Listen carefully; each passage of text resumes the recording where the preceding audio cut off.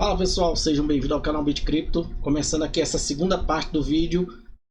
Antes de falar diretamente da carteira em si, né, da Tangen, eu preferi trazer para vocês aqui uma base de conhecimento relacionada aos blockchain.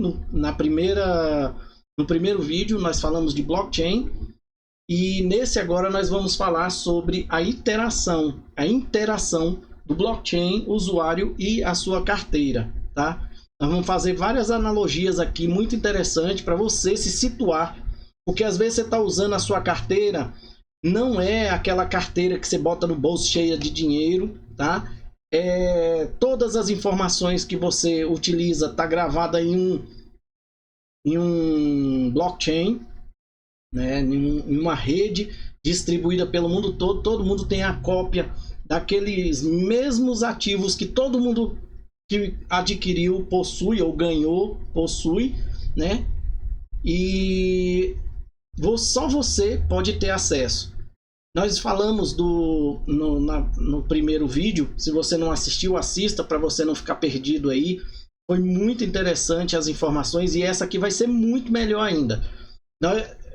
Para mim facilitar o seu entendimento da abstração do que é uma carteira, eu precisei juntar ali informações para formar analogias com várias outras coisas que você já conhece no seu dia a dia.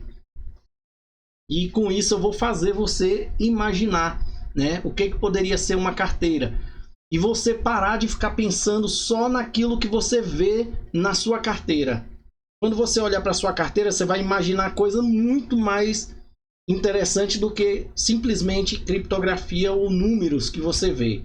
Então, vamos começar aqui, ó. Vamos falar de interação blockchain, usuário e carteira. Vamos lá.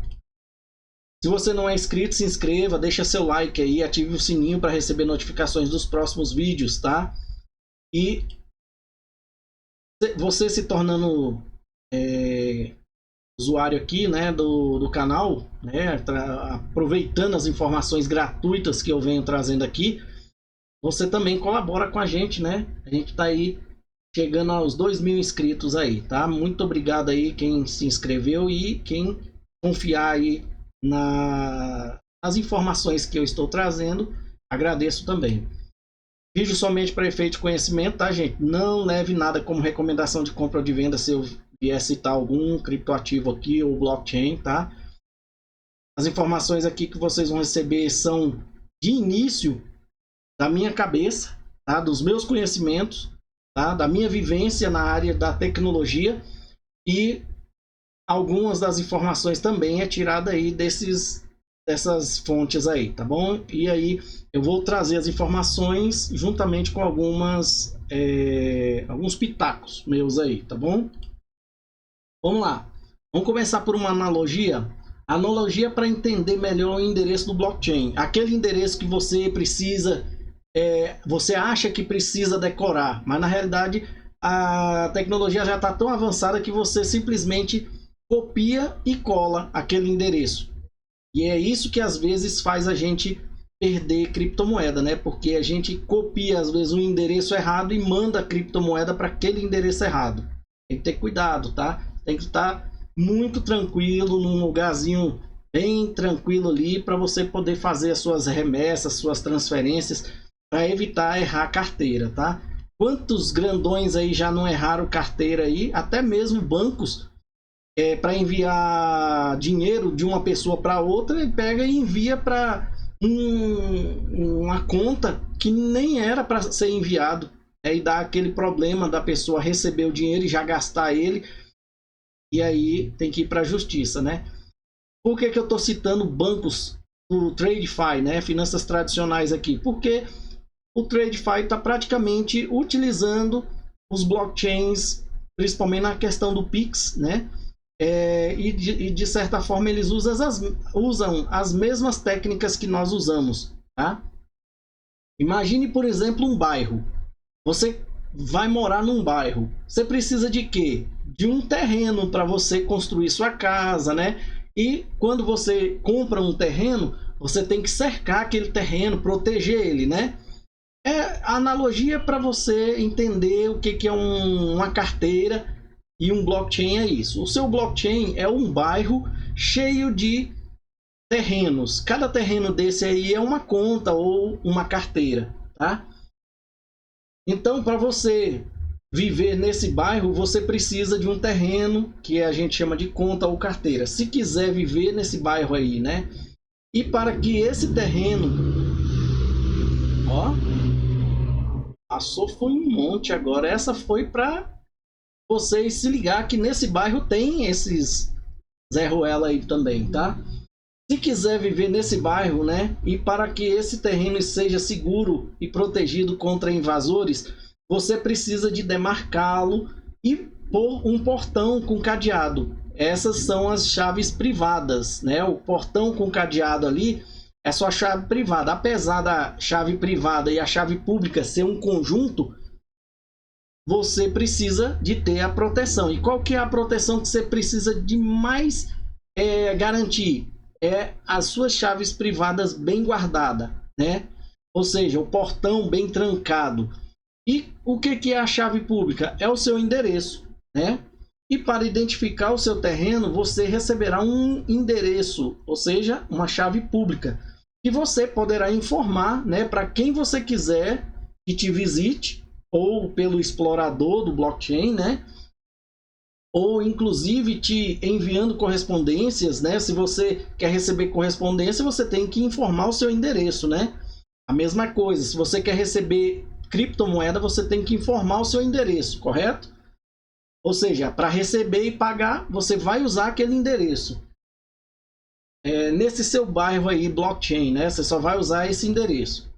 Para aqueles que já têm noção de metaverso, essa analogia também te fez imaginar dentro de um metaverso? Aquela compra de terreno, né? Onde você vai, para você proteger aquele terreno, você tem um hash, né? Uma criptografia, e ninguém pode te tomar aquele terreno se você é o dono da chave privada, né? Da chave, vamos dizer, do endereço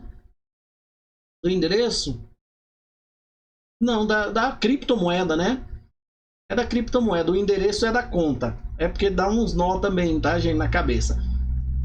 Se você pega aquele token, né, aquela criptografia, e deixa ele guardado dentro de uma exchange, e a exchange quebra, você perde o seu terreno lá no metaverso, né? Porque você não é o dono daquela criptografia se você não tiver com ela na sua carteira, tá ok? Então vamos lá.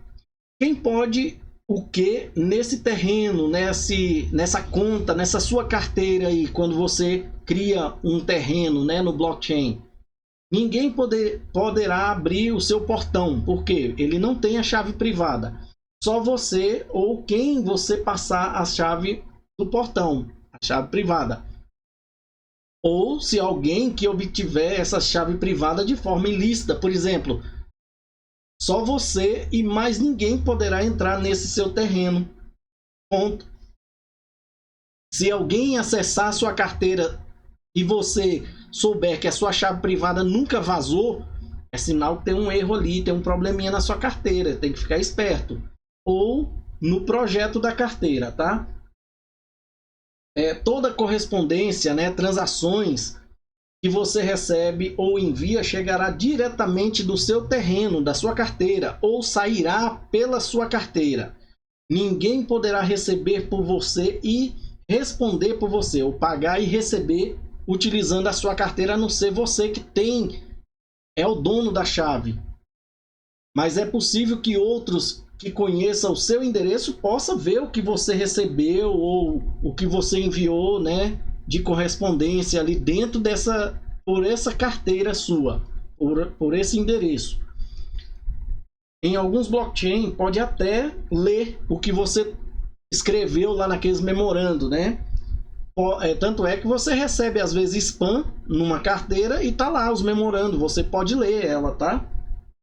Por quê? Porque você sabe qual é o endereço da pessoa que mandou o spam, porque você recebeu uma correspondência na sua conta daquele spam.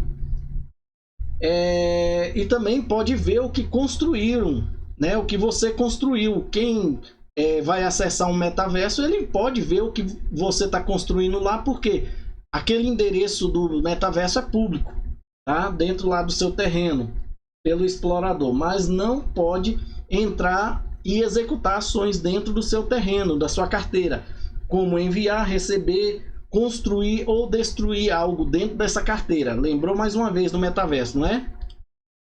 Uma analogia sobre exploradores agora. Só que qualquer um que tenha o seu endereço pode subir em uma escada e ver o que você fez e está fazendo no seu terreno, que é a sua carteira. Só que por cima do muro, chamado explorador. Leia-se explorador, mas pense como se ele estivesse vendo você por cima do muro. Do muro do cercado da sua carteira, do seu terreno ali naquele bairro. Tá? Dessa forma, se você abandonar o seu terreno, mudar de endereço de carteira, né? Tudo que você levar para outro endereço ficará como uma seta apontando o novo endereço. E isso é possível ver por cima do muro. Por exemplo, você vendeu todas as suas cripto. Fala assim, eu vou vender tudo aqui e vou... Aliás, não vou nem vender, vou transferir para outro endereço para ninguém saber qual é o meu endereço. Por aquele endereço que a pessoa vê no explorador, ele vê o hash pi que liga aquela carteira à nova carteira, tá? Isso a gente chama olhar por cima do muro, lá no explorador. Para que ninguém saiba o seu novo endereço, você precisa destruir tudo que você criou naquela carteira, ou seja, vender, gastar, tudinho. Gastou? Onde que você gasta? Gasta numa exchange. Você vai lá na exchange, transfere toda a sua cripto para a exchange e na mesma hora você abre uma outra conta que ninguém conheça o seu endereço e da exchange você transfere para esse novo endereço. Você entendeu? Eu enviaria pelo menos em 3 vezes, tá? Dividiria 3 envios para dar tempo de cada envio sair em um bloco diferente, porque se alguém for ver lá na sua carteira, você enviou 1000 unidades de criptomoeda para dentro de uma exchange e quando você enviou para uma nova carteira, se ele olhar no explorador daquela exchange e ele vê 1000 unidades daquela mesma moeda, ele vai saber que é você e a nova carteira que você tem. Então, envia as 1000 para a exchange, envia 300 para essa carteira, depois envia mais uma, no outro dia você envia mais 300 e no outro dia você envia mais 600. Ou seja, você vai levar 3 dias, não sei quantos blocos de distância, e a pessoa vai ter mais trabalho para encontrar a carteira que recebeu aquelas 1000 unidades, tá? É mais difícil, mas não é impossível de encontrar o novo endereço seu, tá? Basta fazer uma análise forense no explorador que ele consegue, tá, gente? Então não adianta. Se você quer dificultar que alguém saiba qual que é o seu endereço novo, basta fazer isso que eu tô falando, tá? Gastar, né, que eu digo aqui, é você mandar para dentro da exchange e então criar um outro terreno, né? E eu tô falando aqui, não transferir de um endereço para outro, que aí você já está apontando um novo endereço e não deixar ninguém saber o endereço até que você precise enviar e receber correspondências, tá? Quem é responsável? A correspondências que eu falo é pagar ou receber, tá, gente? Quem é responsável por perdas de acesso a endereços, a carteiras? Como? Quem é responsável pelas perdas de acesso a isso? Eu inicialmente diria que somos nós mesmos, tá? Todo problema com relação à segurança de tecnologias, segurança da informação, o principal fator de perdas de dados, perdas de acesso, né? É tudo relacionado inicialmente pelo usuário. Se o seu terreno, né, a sua carteira foi acessado indevidamente por algum hacker, ou eu chamo aqui de sem carteira, né, fazendo analogia ao sem terra, já que o seu terreno é, fazendo analogia a uma pessoa que comprou terras, né, para viver, alguma coisa muito séria está acontecendo, ou você deixou o endereço privado, a sua chave lá do portão, né, a sua chave privada da carteira, em um local de fácil acesso, né, colocou lá no seu e-mail, colocou numa nuvem e foi hackeado e o cara achou, acessou e drenou sua carteira, né?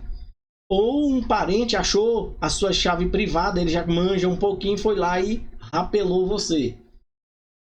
E isso porque você deixou em local de fácil acesso. Ou a interface do usuário, né, a UI, né, que você utiliza está comprometida desde o início e possui vulnerabilidades, falhas graves de segurança, ou seja, o desenvolvedor da carteira não é confiável. E tem a questão dos contratos inteligentes também, que eu já falei aqui. Contrato inteligente é o fator principal para qualquer problemas em carteiras, em drenagens de DeFi, tá? O que pode ter acontecido então? A interface do usuário aqui, nesse caso, é um programa que a gente chama de front-end, MetaMask, a Xamã, Exodus, Yoroi. Isso chama-se interface do usuário, ou interatividade, ou interação com o usuário, tá? Ou front-end. Aqui nesse caso é um programa, no caso é a carteira que você adotou para acessar o seu terreno, acessar sua conta naquele bairro. Que bairro que é? Naquele blockchain, criado no bairro das blockchain. As carteiras deveriam ser a única ligação entre você e os dados armazenados naquele bairro, né? Se ocorre um incidente na sua carteira e você viu que mandaram correspondências em seu nome, ou seja, saiu moedas da minha carteira, né? Ou seja, enviaram correspondências usando o meu endereço, como que eles até podem ter meu endereço, mas não pode enviar correspondência usando o meu endereço. Então, ele está dentro do meu terreno mandando correspondência, ou seja, ele está gastando minhas criptomoedas enviando para outro endereço, o que deveria estar reservado somente a você, né? Que é você que deveria enviar. Existe alguém com os mesmos privilégios que você, e isso está errado em um blockchain. Lembra lá no primeiro vídeo? Tá explicando tudo isso aqui, ó, as permissões do blockchain, tá? Existem várias formas de uma carteira estar comprometida e dar acesso a um não autorizado ao seu terreno, que no caso é a sua carteira, em algum blockchain. Vamos teorizar alguns tipos de vulnerabilidade aqui. Teorias sobre formas de estarem acessando contas blockchain, né, alheias. Ou o programador da carteira não se ligou e deixou uma brecha onde um ser humano com conhecimento aprimorado conseguiu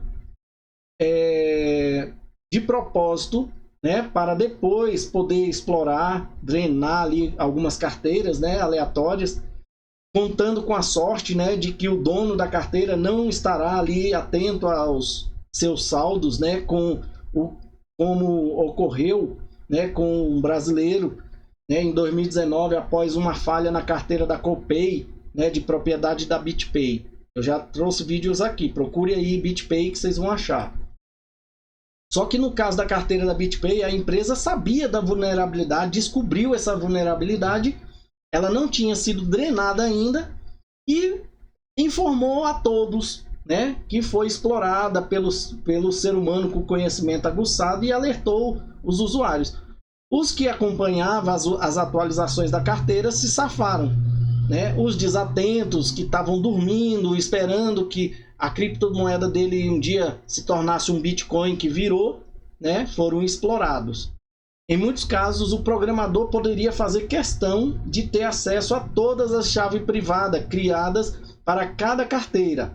Sendo assim, o algoritmo poderia ser criado propositalmente para que as chaves privadas, por exemplo, sejam sempre a mesma para todas as carteiras. E só o dono da carteira ou quem tem a chave privada poderia acessar. Quem é que tinha a chave privada? O programador.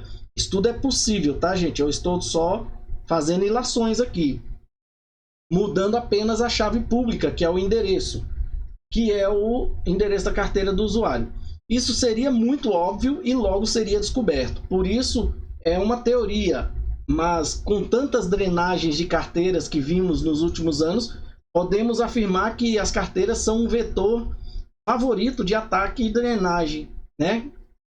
Isso é curioso porque a gente sabe que tudo isso é possível fazendo um contrato inteligente dentro dos projetos da Ethereum, tá? E Solana e várias outras aí que usa contrato inteligente. Principalmente aqueles projetos que todos os seus tokens são baseados em contrato inteligente, tá? Solana, Ethereum, até mesmo a XLM faz tokens baseados em contrato inteligente. Por isso que eu já falei, XLM é muito mais parecido com... O Ethereum é muito mais parecido com o XLM do que o próprio XRP, tá? Do que com o próprio XRP. Contando com a confiança e falta de conhecimento. Desse modo, o programador que fez a carteira poderia ter acesso a qualquer carteira, porque ele sabe, né, e possui a chave privada que dá acesso a qualquer um dos portões ali, né, desses terrenos, né? Sim, porque se você cria uma carteira, você pressupõe que aquela carteira é segura e confia cegamente, né? E ninguém além de você poderá ter acesso ao seu espaço no blockchain. E ele foi criado para lhe dar acesso, mas não sabe a intenção dos desenvolvedores, falta-lhe conhecimento. Ou seja, gente, não é todo projeto... O microfone tá longe aqui, gente, desculpa aí, tá? Não é todo projeto que você vai poder chegar e falar assim, eu vou investir nesse projeto porque eu confio. Principalmente blockchain, porque a carteira, ela é fabricada, ela é criada, ela é desenvolvida em cima dos dados da blockchain, tá? A carteira, ela só busca informação que está dentro da blockchain, tá bom? E tokens, se você tem um token aí, por exemplo, qualquer token, Fury, Sologenic, você não tem uma carteira exclusiva do token. Você tem uma carteira que tem o nome do token, igual a Sologenic tem uma carteira própria, mas ela não é a carteira da Sologenic, ela é uma carteira do blockchain. Eles só colocaram o nome Sologenic. Mas quem manda nas informações colocadas ali? O blockchain.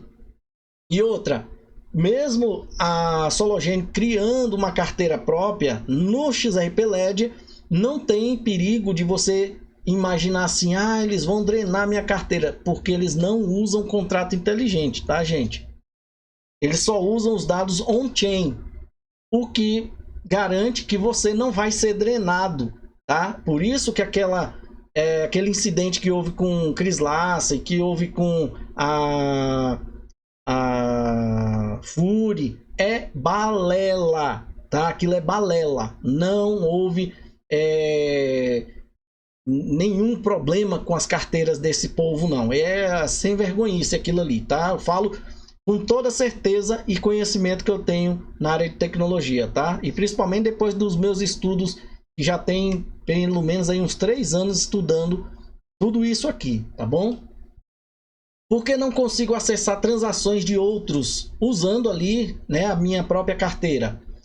O seu endereço, tá? O seu endereço público chamamos de endereço de carteira, né? E serve para indexar as suas interações na blockchain.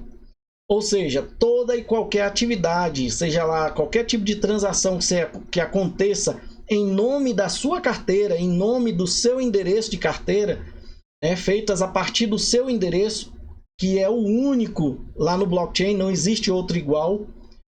Pense que toda e qualquer transação levará uma marca única, tá? Que ao abrir sua carteira, a mesma só mostrará a você dados referentes só às suas transações na blockchain, tá? Ou suas transações ou de outras pessoas que transacionaram na sua carteira com você ou de você com essas pessoas. Só você e essa pessoa fica sabendo daquela transação. Você tem acesso às transações de B e B tem acesso às transações com você. Mas B não tem acesso de você com C.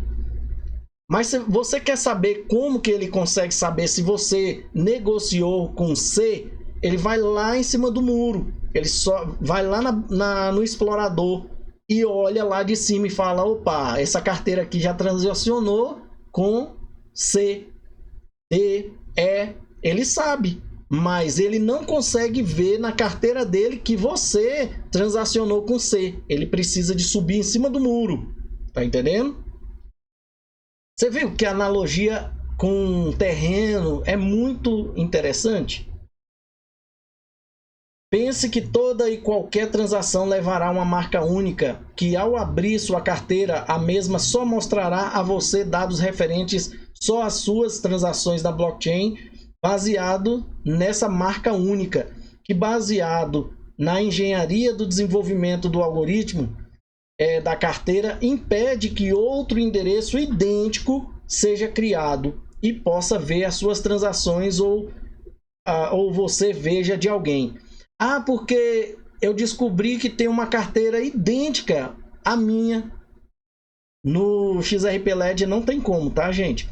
Mas vocês já viram aqui, eu trouxe um vídeo aqui falando, tem condições de criar 1 decilhões, né?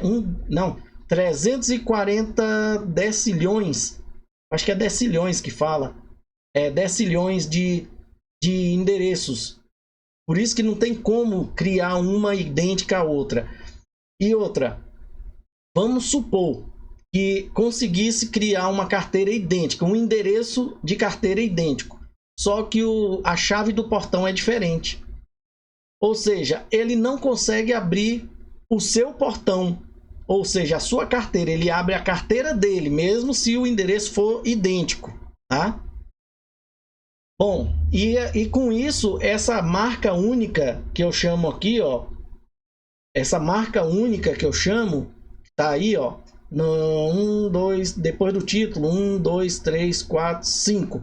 Na quinta linha, uma marca única, que é criada na junção do endereço privado com o público, é a única forma que garante que possa até acontecer um acidente de ter um endereço de carteira idêntico, mas a chave privada não vai ser idêntica, tá?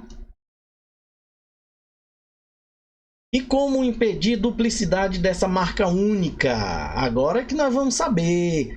Ninguém consegue criar uma carteira ao mesmo tempo, no mesmo horário, no mesmo segundo ali. Por isso que tem o timestamp nas blockchain.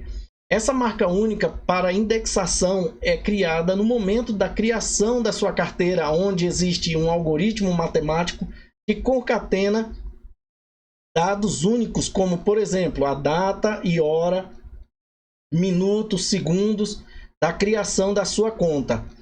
Dados esses que são concatenados a mais algumas variantes definidas pelo algoritmo do blockchain, na forma de um hash que gerará a sua marca única naquele blockchain, que é o seu endereço público e privado.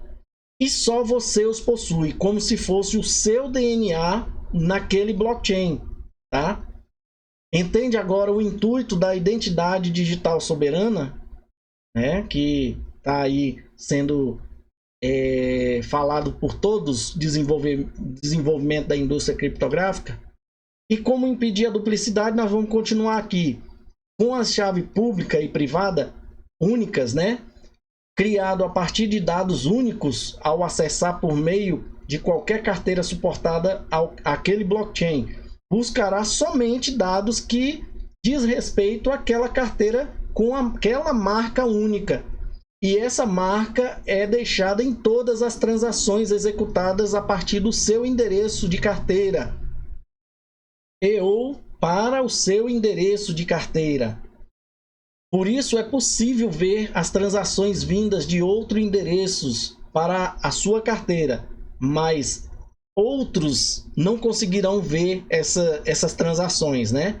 Só você e essa carteira que transacionou com você, porque elas precisam ter a sua marca única para chegar até você.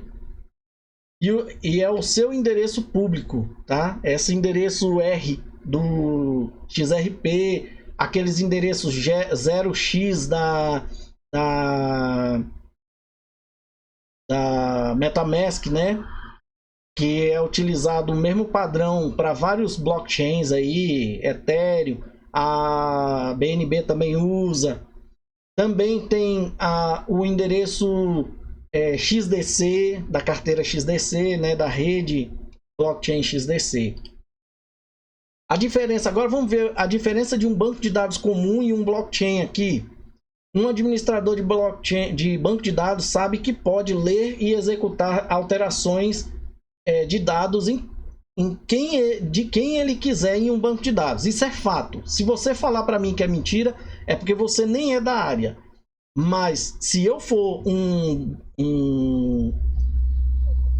administrador de banco de dados, eu tenho permissão para mudar o que eu quiser ali. Eu sou um deus naquele sistema. Eu faço e mando ali dentro, tá? Por isso que eu falei no vídeo anterior que os empresários gostam e têm que amar muito os seus administradores de infraestrutura, porque a maioria deles tem privilégios gigantescos dentro do sistema, tanto de fazer o cara ganhar muito dinheiro, quanto fazer o cara perder muito dinheiro, se ele quiser, tá?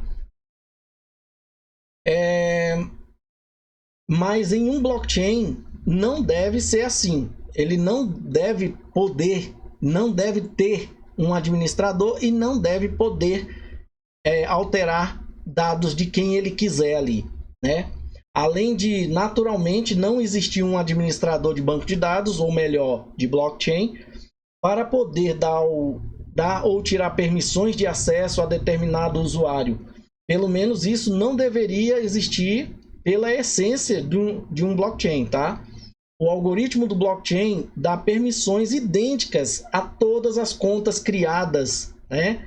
Onde todos os usuários podem acessar somente a sua área indexada pela marca única, de um blockchain. E não tem como alterar isso. Claro, vocês têm que observar aí a questão do consenso. Se eles quiserem mudar alguma coisa, eles têm que ir lá e fazer as alterações usando o consenso. Vamos mudar aqui no blockchain as permissões das carteiras, de todas as carteiras. Hoje você já não pode mais ver o seu saldo. Aí, meu amigo, eles vão lá e tira, você não vai ver mais seu saldo. Ou seja, perdeu, né? Mas se acontecer isso é porque eles querem destruir o blockchain de qualquer forma, né? Mas não, isso é uma ilação que eu estou fazendo. Bom, pessoal, eu espero que vocês tenham gostado. Se você não se inscreveu, se inscreva, deixa seu like, ative o sininho aí e se inscreva, gente. Se inscreva que é de graça, tá? Essa é a segunda parte do vídeo. Agora nós falamos mais sobre a carteira em si, a conta, né? E as permissões que existe para todo mundo. As marcas únicas que foi criada como um DNA para que você utilize essa conta e nenhuma outra pessoa possa utilizar, tá bom? Fiz ali algumas ilações com relação aos tipos de carteiras vulneráveis, né? Que a gente pode encontrar e consegui explicar ali para vocês que não existe possibilidades da carteira Xamã ou qualquer carteira no blockchain XRP ser drenado ou bulinada, né? Como diz aí a galera do Nordeste, porque eles não utilizam a técnica de contrato inteligente para criar carteiras ou gerenciar carteiras, tá? Eu espero que você entenda, e se não entendeu, coloque nos comentários aí, e se não colocar nos comentários, assista os 2 vídeos e o próximo que eu vou trazer aqui, que eu não sei se o próximo vai ser o último. Não, não vai ser o último, vai ser provavelmente o penúltimo, porque nós vamos chegar na carteira Tangem, tá? Porque esse é o objetivo e foi o Helder que solicitou, né, que eu falasse da carteira Tangem. Mas para me chegar na Tangem, eu precisava explicar isso aqui tudo para vocês, porque a Tangem, ela é uma carteira muito mais abstrata do que essas carteiras que você utiliza aí, tá bom? Muito obrigado, fique com Deus e até a próxima. Chegamos ao final de mais um vídeo. Agora, se você quer se sentir parte dessa família chamada BitCrypto e gostou do vídeo, considere deixar um like. Deixe também o seu comentário aqui no vídeo para a gente saber o que você achou da informação e deixe também alguma informação que você queira aí. Participe, você faz parte do canal. Compartilhe o vídeo para que outras pessoas também tenham essa informação. Não guarde a informação só para você. Se você ainda não é inscrito no canal, considere fazer parte da família BitCrypto, se inscrevendo e aproveite e ative o sininho para você receber notificações dos próximos vídeos. Muito obrigado e até a próxima.